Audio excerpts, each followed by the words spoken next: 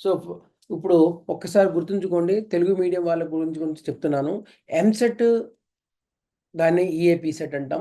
Telangana and Andhra Pradesh 2 నోటిఫికేషన్‌లు వెలువడ్డాయి.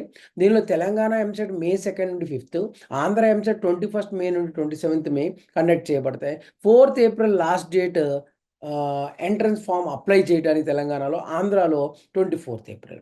అయితే వీటికి జేఈఈ మెయిన్స్ 75 ప్రశ్నలు 3 గంటల్లో రాస్తే, అదే ఎంసెట్ ఎగ్జామ్‌లో 160 క్వెషన్‌లు 3 గంటల్లో రాయాలి. నెక్స్ట్ ఒకటి గుర్తుంచుకోవాల్సింది ఏంటంటే, ఈసారి ఎంసెట్‌లో ఆహ్, తెలంగాణ విద్యార్థులకి కొన్ని సీట్లు పెరిగాయి.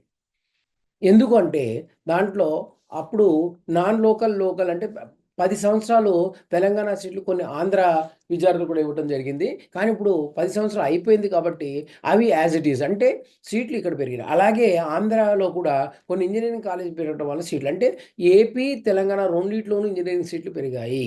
ఇవి ఒకటి గుర్తుంచుకోవాలి. అందుకని ఒక జాగ్రత్తగా ఈ 40 రోజులు ఇంటర్ తెలంగాణ వాళ్ళకి 40 రోజులు, ఆంధ్ర వాళ్ళకి 2 నెలలు గ్యాప్ ఉంది. ఈ 40 రోజులు గానీ, ఈ 60 రోజులు గానీ పూర్తిగా ఒక పద్ధతి ప్రకారం ప్రిపేర్ అయితే ఈజీగా ఎంసెట్‌లో మంచి ర్యాంక్ తెచ్చుకోవచ్చు.